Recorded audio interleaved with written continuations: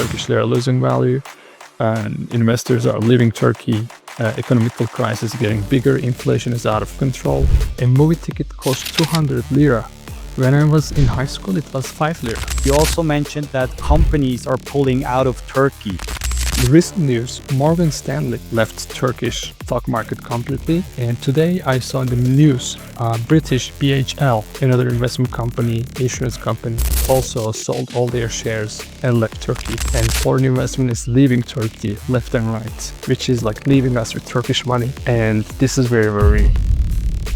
Melih is currently living in Istanbul, inspired by technological developments, financial innovation, and the evolving world of crypto. He's been exploring what's next. He cares for his country, Turkey, and thus wants to speak up. So, in 3 years, like I said, 2028 is the next election year, but in a few months, the opposition party's president candidate was going to be selected. So this person actually has been the mayor of Istanbul, what the opposition chose as the candidate for the presidency. And he has been running the Istanbul for over like 4-5 years, and there has been no problem with him. But right 3 days before he was selected as the candidate, then some attacks towards him started. First of all, they canceled his diploma from Istanbul University because the biggest requirement to be a candidate, they canceled it. And this happened all of a sudden, like there was no previous warnings or anything. Even current government supporters were worried that this election might be the election. They might lose because their opposition is the strongest ever since they started running the government. And they went above and beyond. Like this has never happened before. And they didn't only cancel the diploma. A few days later, they arrested him from false accusations of terrorism, false accusations of fraud, which haven't been proved right. Hey guys, welcome back to Less Noise, More Signal. Today, I think we're going to do things a little differently than we usually do. Well, not entirely different, but just maybe some small twists. So we're going to talk to somebody from Turkey, a person who's actually in Turkey right now. And I think Turkey is close and near to my heart because when I was traveling as a digital nomad back in the day, a few years ago, I obviously visited Turkey as well because it feels like a really special place, really interesting place as well, but at the same time also a place where things are sort of going down the drain. And obviously, from what we've been hearing also on the news, stuff has become worse again. And that's why I wanted to bring somebody on who can sort of give us the lowdown on what's happening on the ground. So it's really cool to have you on, Melih, right? That's your name. Right. Hello, Pascal. Yes. Hi, Melih. Yeah, exactly. So you and me, we have been chatting offline, or rather, through some online digital communication methods, but obviously not during the podcast, but offline, so to say. And you've been telling me that things in Turkey have actually become worse and are getting worse and worse. And so I guess, some of the people in the audience might have heard that in the news as well, that things are just sort of going down the drain. Obviously, I've mostly been following the Turkish Lira, which has, it's been really bad, with sort of hyperinflation that's been the case. I think I just saw this stat that since 2017, as far as I'm informed, the lira has fallen 91% against the dollar, which is quite heavy if you see it like this. So that's as far as I know about the things that have been happening. But if you can fill us in, this would be great. So what's been so worse about Turkey lately? Of course. Thank you so much for having me, first of all. I will just dive in what has been going on in Turkey. Just like you mentioned, it's been downhill for a while. Turkish lira losing value, and investors are leaving Turkey. Economical crisis getting bigger, inflation is out of control, and it seems like there is not a solution to this because we have been living like this in the negatives very steadily for many years to come. And in the recent weeks, actually, things got even worse. because in 2028 we have the presidency election coming, and we already started feeling the effects of this upcoming big event. Wow. So you say it's in 2028 that the elections are going to take place. So it is 3 years from now only. Yes, but there is a expectation of early elections because how the economy is doing horrible, like inflation is out of control, and people are calling for early elections. Current government says no to this request, but it is an option, and this is reflecting into the citizens. Okay, I see. So early elections would mean that you would just have earlier elections, so to say. Like that would just be maybe already in 2026 or 2027 that you would do the elections and vote on a new president, or how would that work? Correct. Normally, this is scheduled for 2028. We have each 4 year to select our government, select our president. But in cases where like the government is not doing well, the country is going through such a hard time, there's an option the government can call an early election. And even if it's scheduled for 3 years from now, it can happen next year as well if government says, let's do it. But currently, as you just said, they're not up for this. They're not liking this proposal. No, they don't, because current president Recep Tayyip Erdogan wants to fulfill his whole term. And because according to the constitution, this has to be his last term. He has been running the government for the last 22 years and last term as a full president. And he wants to continue with a change in the constitution, which is not welcomed by many in Turkey. But it is still an option because he has the power of changing the constitutional laws. And if he says, let's do election next year, then we will do that. But if he says, no, I'm going to fulfill my term, then we'll go to 2028. Okay, I see. And so how is this possible? I mean, if you're speaking about elections, I think from the outside at least, people would think Turkey is a democracy. But then you're also telling me at the same time that Erdogan has the possibility to change the constitution and make it so that he can extend his presidency, or at least like he can run for another term, so to say. And could he go on indefinitely? So could he change it that he could just go on for another 20 years again, or how does that work? I mean, just like you mentioned, it is a democratic country. Turkey is by law, by constitution, democracy is how we are run.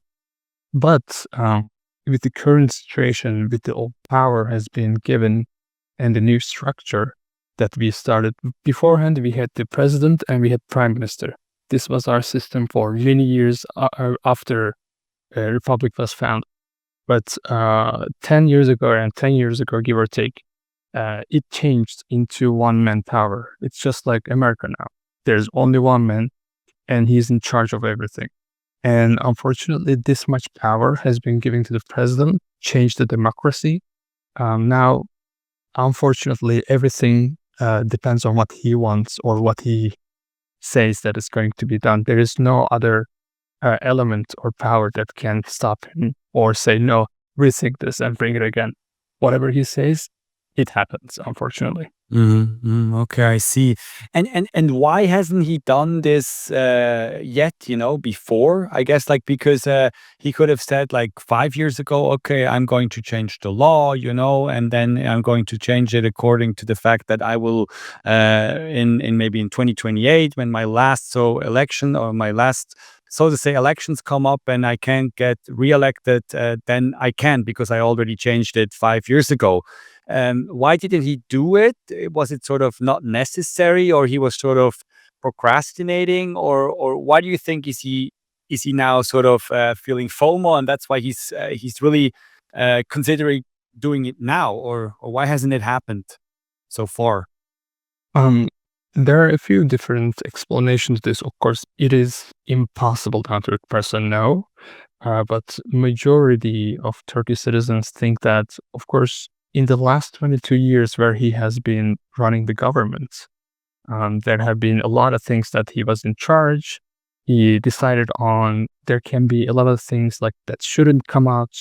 So as long as he keeps the government under his control, that he can, hide some things. But this is a huge possibility. And as you know, when governments change, the previous person who was in charge always lose their, they can be prosecuted because they are not a government ruler anymore. They are not the president. And this is a possibility that his party, they want to keep in control, so they still have the protection to the highest degree. Mm-hmm. Yeah, I see. And what do you think? What are the chances or the probability that he will actually pull this off in the next few months or even years, before this upcoming election, that he will make sure he can run for another term and maybe even indefinitely? What do you think are the chances? I'll give you an example so you can tell me what you think after this. So in 3 years, like I said, 2028 is the next election year, but in a few months, the opposition party's president candidate was going to be selected. And this is the start of this 3 years journey where the opposition selects their candidates in 2025, and that person starts his rallies until the election. So this person actually has been the mayor of Istanbul, what the opposition chose as the candidate for the presidency. And he has been running the Istanbul for over 4-5 years, and there has been no problem with him. Of course, he has been doing a lot of things, and the ruling party always tried to badmouth him, whatever he does good, they always find something. Look, you see, he's not doing well, etc. But 3 days before he was selected as a candidate, then some attacks towards him started. First of all, they canceled his diploma from Istanbul University because they found something happened 30 years ago. Like in 1990, he transferred from another university to his final university to graduate. And back then there was no problem. He, successfully finished all his exams and graduated without no problem. But just 3 days before the election, because it's a requirement to have a diploma, the university canceled. The university did it, canceled his diploma, and said it wasn't according to regulations. Oh, okay, it was the university that did it. So from the outside, it feels like, okay, it was the university, but I guess a lot of people think that it's probably Erdogan and his people who are behind this, right? I mean, all of a sudden, just 3 days before the election, the biggest requirement to be a candidate, they canceled. And this happened all of a sudden. There was no previous warnings or anything. One day we woke up, everyone in Turkey, and the news, his diploma is canceled. Yeah, I see. Okay, yeah, everyone has to make up his or her own mind about this, but it feels like there are no coincidences. And so how is this connected now again to the thing that Erdogan and his people might want to make sure that he can run for another presidency? Because there's not going to be any opposition, or how is it connected? This show is brought to you by NewHedge. In a market driven by complexity, insight is everything. NewHedge is a dedicated Bitcoin analytics and intelligence platform delivering cutting-edge analysis, on-chain metrics, and real-time market data. With 200 plus proprietary indicators, live derivatives data, and adoption metrics, NewHedge provides the depth and precision that serious market participants demand. Backed by some of Bitcoin's most prolific investors, NewHedge connects traditional finance with Bitcoin's evolving landscape. Gain your data edge today. Sign up for free now at newhedge.io and get 50% off your advanced subscription with the code SIGNAL. There is always going to be an opposition because there's always a person to substitute who cannot. But the problem is the mayor of Istanbul, Ekrem İmamoğlu, he has been doing so much for the people, helping them and getting his popularity device points. And even current government supporters were worried that this election might be the election. They might lose because their opposition is the strongest ever since they started running the government. And they went above and beyond. Like, this has never happened before. And they didn't only cancel the diploma. A few days later, they arrested him from false accusations of terrorism, false accusations of fraud, which haven't been proved right. And the court still continues, and they say it might continue 3 to 4 years to get the result of his innocence or guilt. But until then, he's going to stay in the prison. So they cut him off completely, which shows that this time they are not going to stop from removing all the obstacles from their way.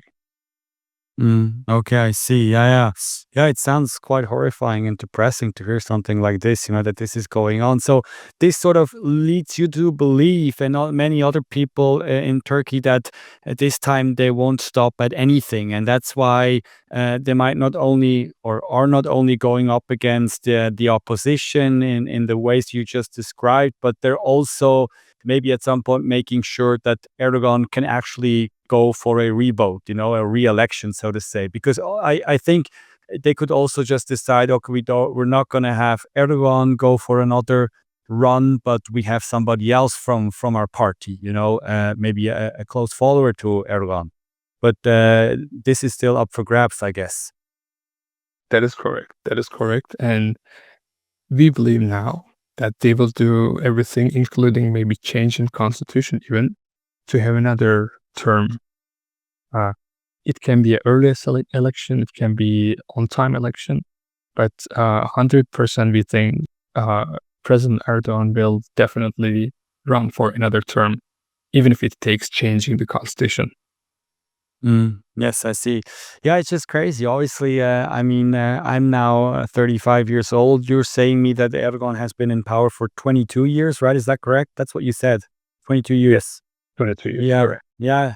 So obviously, I was 15, 16 when he got into power. Back then, I wasn't really following politics or just things that are happening in the world in general. So I've known nothing else than hearing, the president in Turkey has always been Erdogan, and I was always wondering, for how long can this go on? And now you're telling me, okay, it's this 22-year cycle that you guys are having, but this might be really at risk now that this could even be changed. So just very interesting to hear from an outside perspective.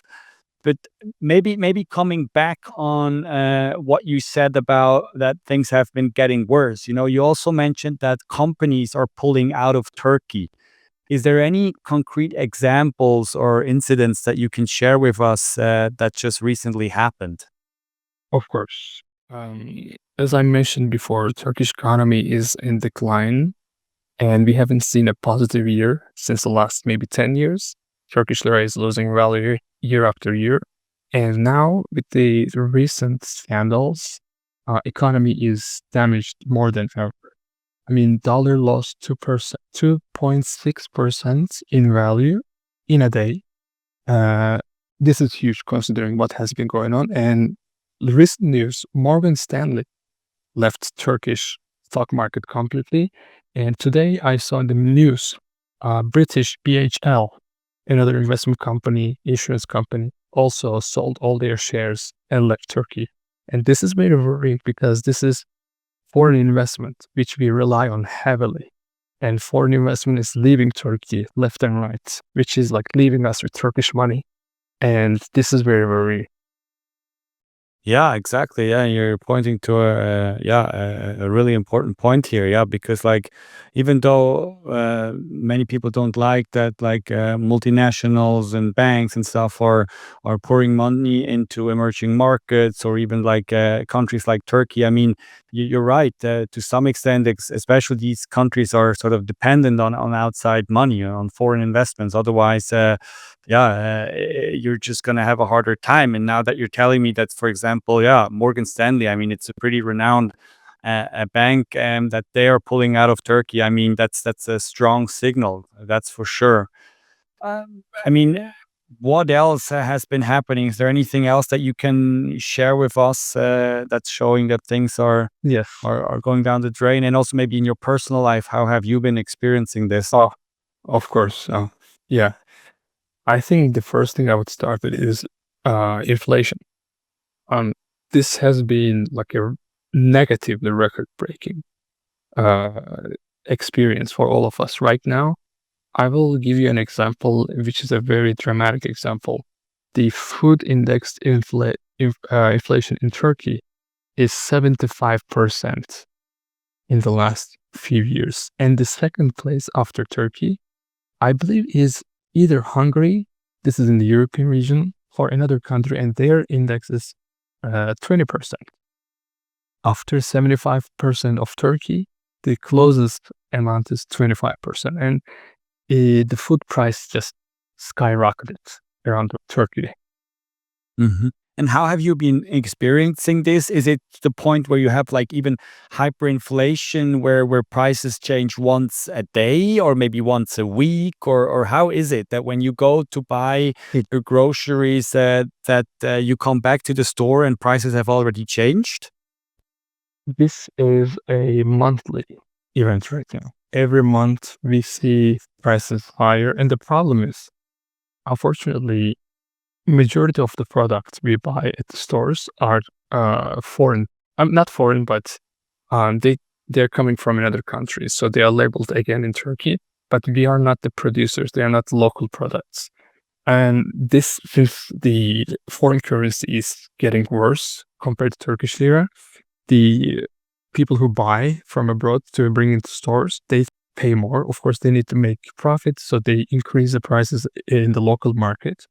And due to volatility of dollar against Turkish lira, this happens like every month. We see increased prices, and even things like bread, like which is consumed heavily in Turkey because the flour prices going up, and everything like is falling victim in front of the inflation.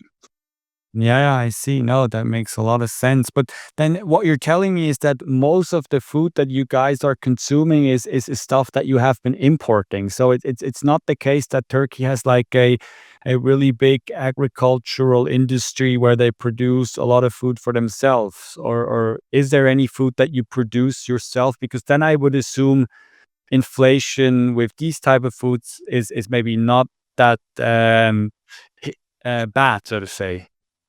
Unfortunately, around maybe 20 years ago, 20, 15 years ago, Turkey was top 5 agricultural producer in the world. We were providing so many like nuts, wheat, olives, lemon, these kind of like Mediterranean stuff. Like we were the main producer for the world, not in Europe. And then our factories started getting sold to private institutes or some foreign investors. And the products that we use for agriculture price started going higher. Like the tractors, the simplest thing to run the field got incredibly high, or the seeds, or the trees, like anything that you need to buy to have a good agricultural production, they started going up, and the agriculture production went lower and lower by year because the farmers were not making any profit, and those who are making profit, they have to charge people so high, and either way, nobody was happy, and then production ratio went lower and lower by year. So now we are buying many things from abroad as import. Yes, yeah, no, I see. Crazy. And in terms of like jobs, for people like you and just your friends, how has that been affected? I guess if the economy is doing ever worse and like companies, as you say, pull out their investments, pull out their sort of business lines that they have in Turkey, I guess jobs are also quite scarce, so to say. The unemployment rate is quite high, around 12 or 15, if I'm not wrong. I haven't checked the latest data, but the current minimum wage is around 20K Turkish lira. And the problem starts here. Even if you work at a regular job with minimum wage, you can hardly afford a house rent, monthly rent, because unfortunately the house market went insanely high, especially after Ukraine and Russia war, because we got so much people coming to Turkey. And additionally, from Syria, we had so many immigrants.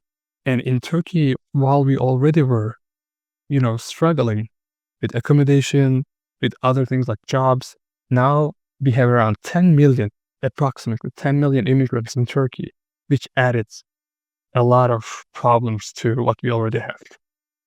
Yeah, obviously, it's a lot more demand for stuff for a supply that's maybe decreasing, and it's being pulled out of the country because it's a really interesting observation because that's what I experienced as well when we were in Turkey. We were in Turkey. My wife, obviously, she's blonde, but she doesn't look like a Russian person. But whenever we entered a cab or an Uber or a taxi, it was always that the taxi driver spoke to us in Russian. And it was probably because of my wife. They just thought she's Russian because she doesn't look like a Turkish girl, and that's why we were talked to in Russian. And so that I was like, why is this happening? And then I was asking around, and then a lot of people say, yeah, it's because like so many Ukrainians and Russians have come down to Turkey and to live there, to find shelter. Maybe also people with money from these countries were just fleeing. So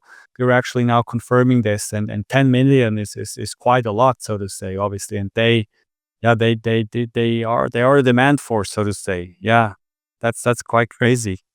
Exactly. And when Russia and Ukraine compared to Turkey, even if they are going through very difficult and unfortunate times, they are seen as more wealthy countries. And what happened was, especially I used to live in the southern region of Turkey, and that is a very popular area for foreign, tourists, also immigrants, and they started buying a lot of houses.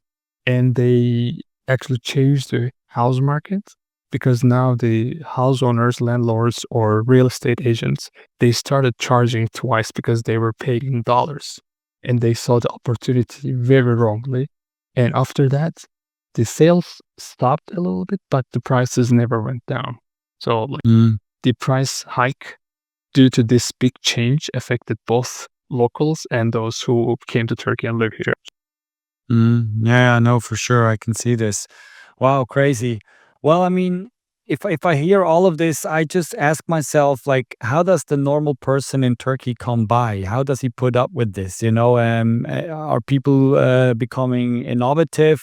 What are they trying? Because obviously you're fighting for survival, so to say, and yeah, how does it work? Is there anything you can share with us here? Yes, actually, this is quite depressing because once we were a country where the youth, had hope. They had big dreams for future.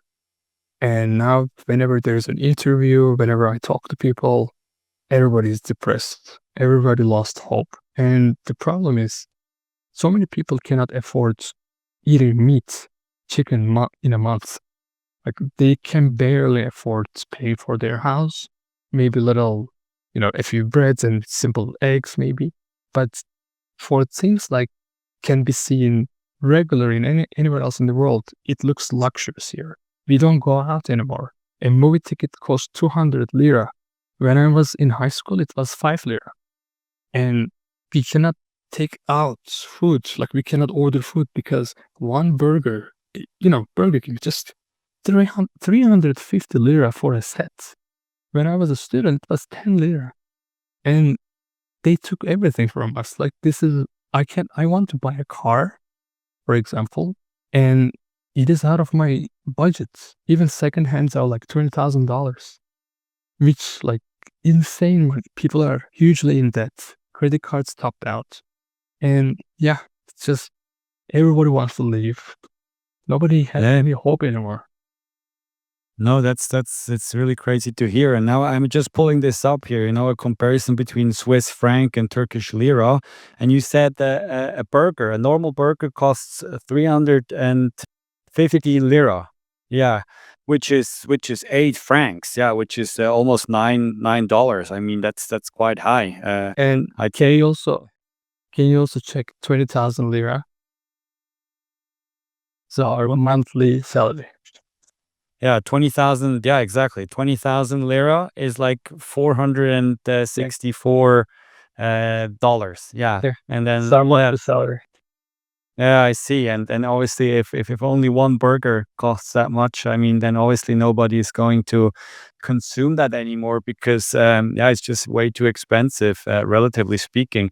And I mean, as you said, then that's a problem that people just sort of withdraw from social and cultural life. As you say, you don't go out to go to the cinema anymore because it's not affordable, and then people are just living within their own four walls, so to say. Nobody's going out anymore, and I guess that's where then the state of depression creeps in everybody's lives because yeah, you're not feeling any sort of yeah, sense of community anymore, and that's just really hard. So yeah, I guess quite tough. But then I assume that a lot of people, or at least the ones that may be able to afford it, are also thinking of going abroad and fleeing to some other country, maybe to somewhere else in Europe, or I don't know, maybe Dubai or other places. So is that an option that people are considering?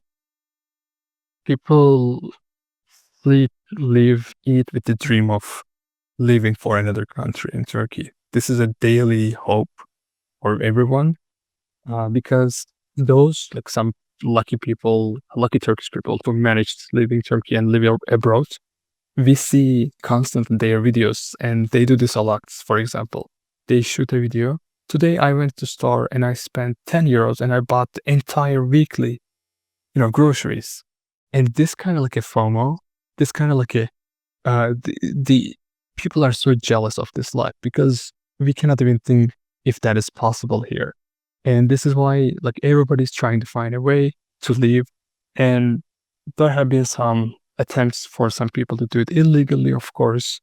And currently, unfortunately, we are in a situation where we cannot even get Schengen visa for Europe. The rejection ratio is like 75 to 80% of applications in Turkey. They don't give us visa anymore. Yeah, I see. Yeah, and why do you think is this the case? Sort of.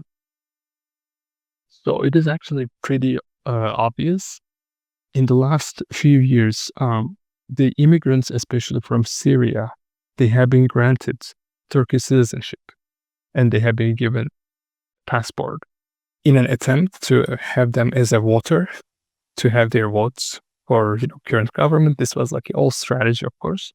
And what happened was, back then when the visa was easier to get, some of these people didn't come back. They became illegal immigrants after they landed in European countries. And since they have Turkish passport, whenever they were caught, Turkey started getting off the blacklist because so many illegal, immigrants who are not turning back. And I have been to abroad many times. I have lived in 3 different countries. And even if I apply today, they might not give me. Even if I don't have a record, because just I have a Turkish citizen passport, I might be on the blacklist too. Who knows?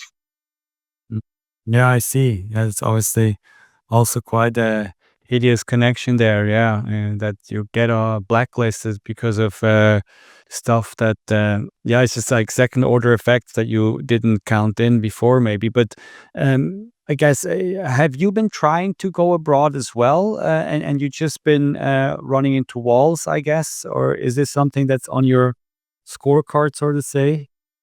I used to travel a lot to many European. I have been to almost every major European country, and for me, in the last 3-4 years, I haven't tried. One of the reasons is I was very busy with my job, and recently, due to the economical situation currently, unfortunately, I cannot afford a plane ticket even or accommodation abroad because of the high prices. And when you apply for visa, I believe it's 300 euros. You don't get that money back if you get rejected. And I just don't want to risk that.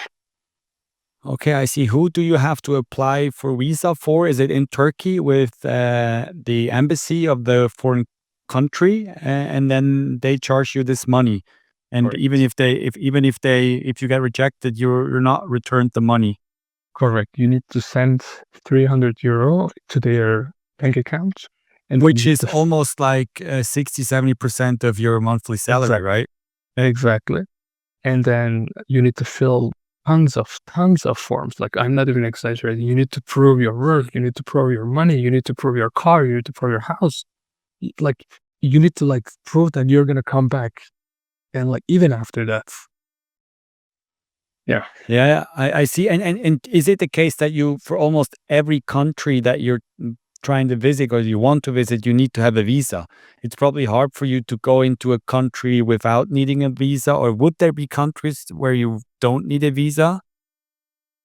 The countries require visa, obviously, are the major ones: United States, England, European Union, and Benelux countries, Northern Mhm. Europe, even if they're not Europe. So all the major European countries, they require it. All the interesting ones, so to say. I mean, All the ones you want to you go. might be able to go to Burundi or I don't know, some other place. And I don't want to shit on these countries at all, but then it's probably not the place where you want to go from Turkey. So I'd say a bit. And the sad thing is, since we had really good relationship with Japan and Korea in the past, they didn't ask for visa from us like for years, tens of years. And due to recent developments now, they also ask for visa from Turkish citizens. Like, this is very sad, very humiliating to me. Yeah, it's crazy because it's something, again, I'm so privileged because I can't think about this because or I haven't thought about this because for me, it's just like, I remember going to Cambodia back in the day and and I needed a visa as well, and then it took forever to get this. And I was like, dude, this is the most painful thing ever. But you're now telling me that it's basically for every interesting country that you want to go to, it would be exactly this painful process that you have to go through. So it's quite depressing to hear this. But I mean, when you spoke of the people who have been like the governor from Istanbul being arrested and all the things that are going down the drain, uh, I assume that you must have protests now in your country as well, and they might be growing in intensity. Is there protests happening? By people going onto the streets and just um, Yes, a lot yeah. of them actually, especially since the arrest happens almost every day in Istanbul. Huge scales of protests, and unfortunately, so many arrests following these protests. And one sad thing, in the constitution, it says it's the right of a Turkish citizen to protest anything in peaceful manner. And they are just chanting on the streets, walking on the streets, just protesting. And unfortunately, for the last 10, 15 years, any protest is facing arrests and, you know, police resistance. Hmm. Yes, I was also. You told me also about this director. I think it was maybe a movie director or somebody who also spoke up and he got arrested. Can you shed some light there as well? What Um, happened there? he was a member of a podcast in Turkey. He's a movie director called İlker Canikligil. And he joined the podcast again and he talked about what's going on. He criticized governments and their supporters. And the next day there was an arrest news, like immediately, because so many people listened to him and he reached out to a lot of people. So they basically just took him in. So it's a Turkish podcast. That's like a local or a national podcast as he has. He doesn't have an audience beyond Turkey. It's mostly No, Turkish people that listen to him. Or yes, a YouTube oh, podcast, regular for Turkish people in Turkish language. okay, and it was in Turkish as well. It was in Turkish, the language. Okay. Yeah, yeah, and so he was arrested. I mean, I was always what do you know what happens to these people then? Are they being arrested and just being put in jail, or is there also like incidents where these people get free again and nobody just knows, or like what is their fate? It just sounds really horrendous. Yeah. The other day, there were protests in one of the most prestigious universities in Turkey, Middle East Technical University in Ankara. And again, students were just chanting and they're walking in the campus, like not bothering anyone, just for the things they're showing their, protest. And police unfortunately arrested many of them. And luckily, they didn't have any, evidence to hold them. So many of them were released. But people like İlker Canikligil, who has more reason to be, kept locked because he's actively criticizing and he's reaching out to millions. It's a way to, stop them to affecting others. And as far as we know, we cannot get news from them, obviously. No reporters allowed in, and they're just locked, and you don't hear from them anymore. Yes, yeah, I see. Yeah, it's crazy. It's just crazy to hear. Well, do you have any hope, or just like what is your projection? Is this current government ever going to be toppled, and things are going to change, or how do you think about this? Um, I personally lost my hopes a few years ago about Turkey, but I was feeling a little more confident in the last few weeks until these arrests happened. Because we finally thought this might be our chance to actually, win this election and turn things around, hopefully a more fair country, more, everybody's like respecting each other, no hatred, just for the better days of our nation.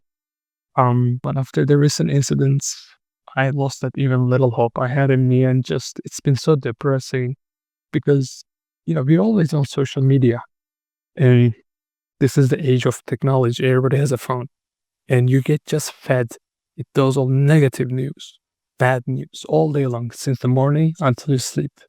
And you cannot sleep because of your worry, because of your worry for family, your future. I mean, this is really a very hopeless times in my life. I have never felt this bad before.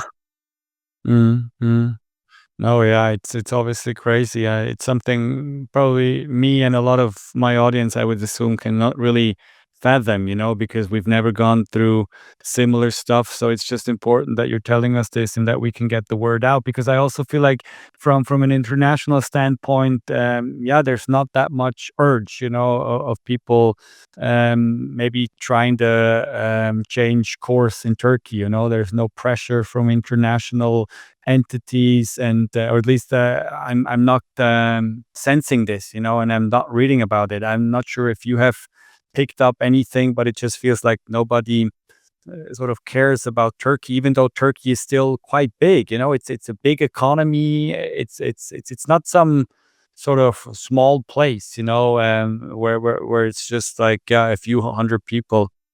It's quite influential in that regard, right?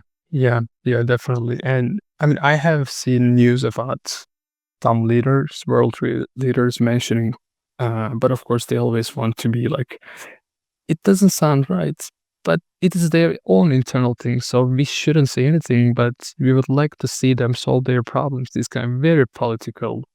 And of course, like, what is going to change if Trump says, don't do it? Nothing's going to change. Or like French Prime Minister or British, like nothing's going to change. They're going to, even if it's on the news, like French people will watch one day, they're going to say, oh, so sad. Next day, everybody's going to forget because this is nobody's business. Like, we are so left alone. Nobody to like hold on to their shoulder or anything. Yeah, it's crazy. Yeah, you're right. Sometimes it's just lip service that these politicians are giving, and no real actions are following. So, not to put that much hope into this, but maybe I want to move on and talk to you about. Obviously, I talk about Bitcoin, stablecoin on my podcast for many shows, and I know that you yourself, you have been in this sector for a while, working for a couple of companies, I guess. And so my question would be, Is that any sort of help for you guys?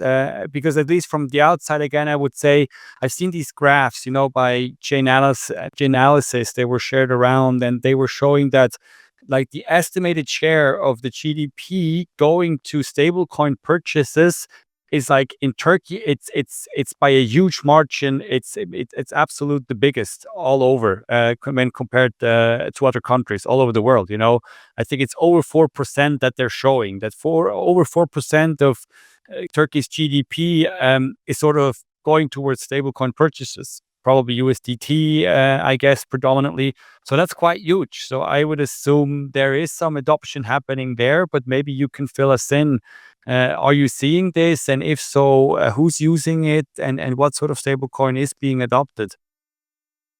Absolutely. I mean, in Turkey, there are local exchange platforms, obviously, and institutions also buying to follow up with the crypto. But I think Turkey in general, fifth or sixth in the world in terms of the adoption or interest into cryptocurrencies. And this is coming from, as we discussed before, how dollar is so getting strong against Turkish lira.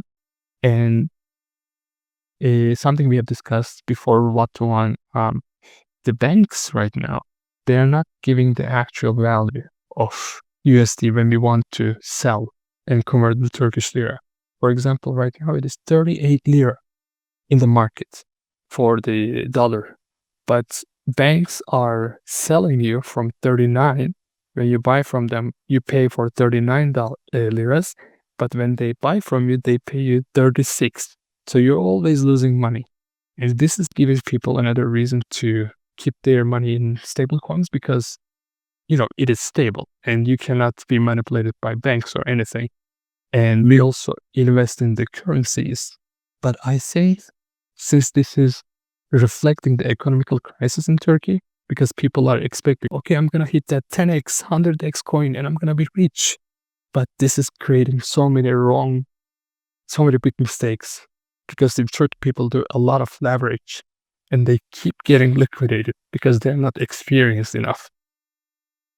Yeah, I see. Okay. Yeah, I wanna talk about this as well, but maybe just really quickly coming back to the banks, And so you're telling me that actually to get dollars, like physical dollars, or maybe even some not like electronical dollars through the bank is possible for the everyday Turk. They can go to a bank and withdraw dollars.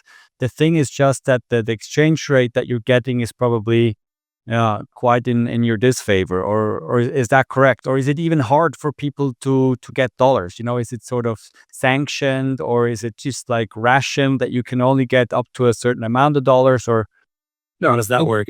you can do it on your mobile phone banking app, not a problem, or you can go to bank in person. But the problem is the pricing. They're always in favor of the bank, never the market actual amount. That's the problem. But you can buy it anywhere, no sanction. Yes.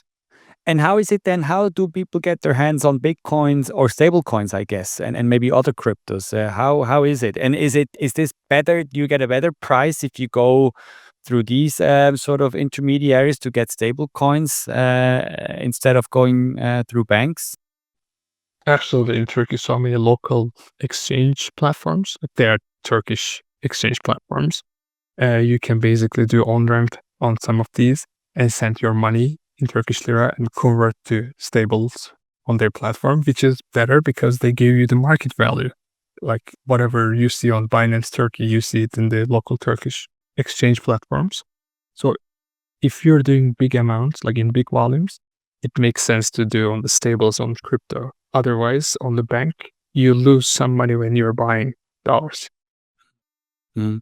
And you mentioned Binance. Are you guys mostly using Binance or other, Louis said, local exchanges? So you would go through a local exchange, and there you might change your Turkish lira to a stablecoin USDT, I assume, and from there you would go to Binance or somewhere else, or how does that process work? Most crypto users use local exchanges. They don't use Binance. I mean, Binance is a Turkish version, Binance Turkey. And some more like tech-savvy people who are experienced and who do, Binance Global versus Binance Turkey, because Binance Turkey doesn't list all the coins Binance has. So they play around, like they put the money into Binance Turkey, send it to Binance Global, play with maybe a few coins and then send it back. But majority of Turkish citizens, they use local exchange platforms, which has limited coin options, but they have the major ones. So that's okay for them. Okay, I see. Yeah. And why is it the case that people would then go on to speculate on Binance, for example? Why isn't it that you just move your money from Turkish lira into stable coins, and then because like you're in dollar compared to Turkish lira, you're already doing quite well? I guess why is it then that people go and speculate on other cryptos? Because obviously other cryptos, again, compared to the dollar, might be quite volatile, and although some might do a 10x or I don't know, in some cases even 100x, it's quite hard. And I guess in the current environment, this is not really happening. So why is it that they're doing this? Is it out of desperation? Is it out of they just want to sort of speculate? But then if it's speculation, I feel like they might not be as the bad off, because if they have money to spare and speculate, then they're not really maybe belonging to the poorest in all of Turkey. So can you make sense of this for us? There are so many sad stories about this. People sometimes borrow a lot of money from their families and they, use crypto to make profit so they can make some gains and then pay back, but also have some profit. Or they get loans from the bank to play with this money. And like I mentioned, unfortunately, this doesn't end well all the time.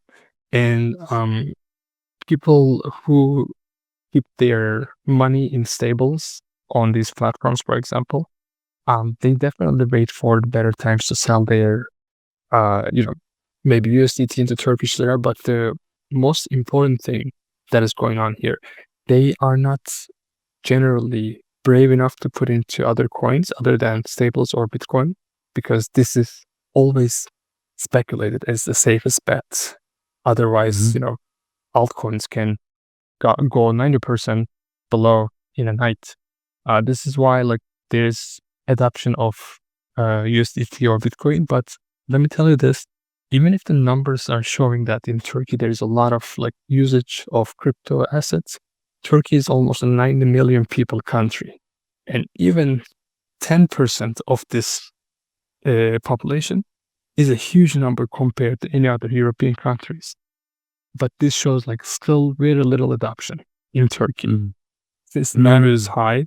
It looks like it is too much, but it's actually a small part of Turkish citizens, the population. Yeah, that was also my experience when I was in Istanbul and in Turkey. At a few shops, they asked me if I wanted to pay in Bitcoin, because they probably recognized that I'm no Turkish person. I don't look like a Turk, and that's why they probably asked me. But apart from this, even when I tried to talk to some of the people, there wasn't that much of an adoption really visible, and it was with many countries. I was in Argentina as well, in South Africa. You have a few early adopters still, but most of the people, they don't care. And I guess why is it the case for you? Because I feel like, as you said, Bitcoin and stable coins, Bitcoin is this digital store of value. It has this adoption by corporation. It's probably a long-term play. And then stable coins is really like a representation of the dollar. So for you guys, it would be net beneficial if you just hold on to Bitcoin, hold on to stable coins for the long term.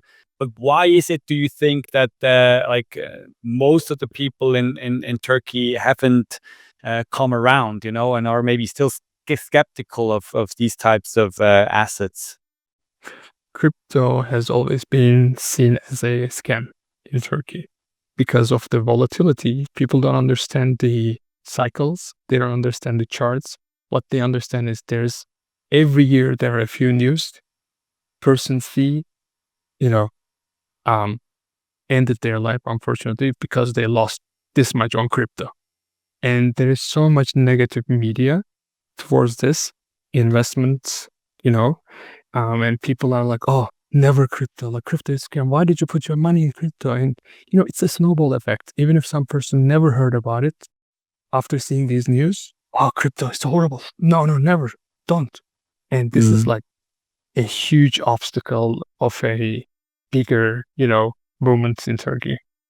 Yeah, I see. And is this maybe also the reason why the government hasn't really cracked down on it so far? Because as far as I can understand, I mean, when I was in Turkey, I mean, I had some problems accessing some of the websites. Maybe BTC Turk, I think, is one of the local exchanges that you have, and I wasn't able to access it. If it weren't for a VPN, that I used.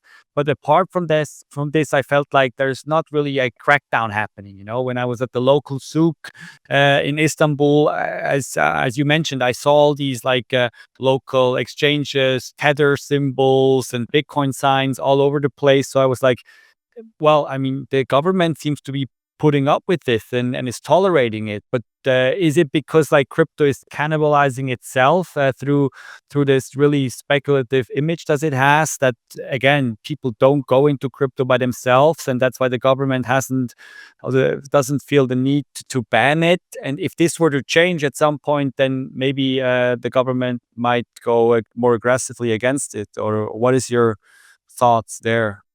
I think the major thing is they don't see it as a big investment yet. They don't see high volumes that, worth their time. Although in the last 2 years, we have seen so many news. The government is looking into ways to tax crypto gains, unrealized or realized. And this has been in the work. And I believe the big technological institutes in Turkey, they're working with government to regulate this, of course. They have, meetings constantly, and they've brought some important information, in my opinion, not to tax, so they can still keep, I don't know, foreign investors or higher investment opportunities. I have no idea why, but there was going to be a tax last year. It was planned, but then it canceled all of a sudden on crypto. Okay. But it canceled. So holdings, yeah. Okay. Yes, zero tax right now. We have one of the maybe a few countries left with zero tax on crypto. But they also you have no capital gains tax, and just like you have. Okay, so if you really manage to land a 100x, everything belongs to you and nothing to the government. This is the tricky part. So when you do high amount of transfers, then government is asking where this money coming from. If you cannot prove it, they might charge you very high amounts. Right now, there is a new law. You need to specify where is this money coming from, who is sending this to you, what is the purpose, if you draw a lot of money from your exchange platforms.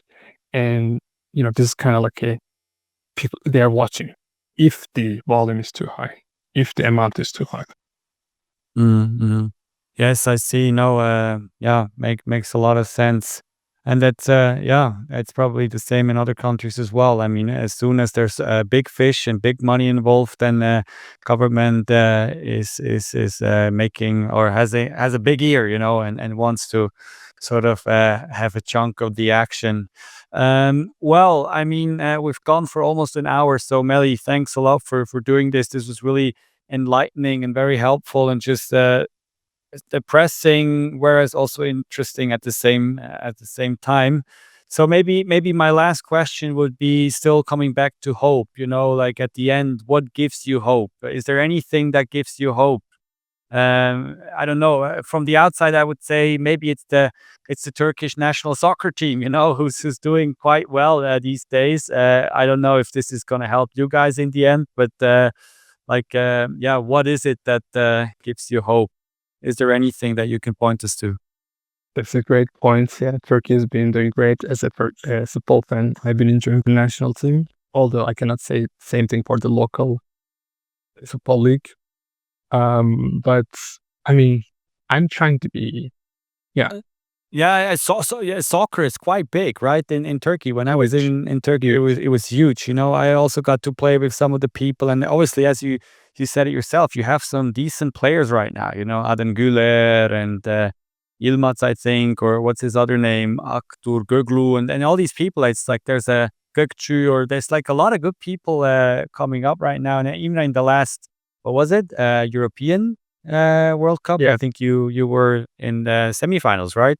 I guess, or quarterfinals, quarterfinals. Yeah. So and I guess this is something that's bringing people together, right? But sorry, I was interrupting you. You were going to say something else. No worries. Yeah, it's trying to be optimistic, obviously, for yourself or family, to show some energy. But there are a few reasons to be, actually hopeful these days. We can hope for better days, but day by day, more news to send you in a deeper hole in your, mind. And I guess my biggest hope, the current situation, somehow, move everyone like many others dream of and have a better life in a better place that I don't worry about these things. And a more stable place for sure. Well, Melih, thanks a lot for doing this. This was really insightful, as I said, and I hope people will get a lot out of this. And yeah, we just hope and pray that things will move to the better at some point, and that we can just go to a better place. And then in the end, tools like stablecoins, like Bitcoin, we also obviously hope that they can move the needle somewhere, at least along the line. So thanks a lot for doing this. This was great. And yeah, just have a great day. And we'll talk to you at some other point again, and hopefully see you in real life sometime soon. Thank you, Pascal. It was a pleasure, and hope to see you in real life as well. Yes, thank you. Bye, Melih. Thank you very much. Have a good evening. Bye.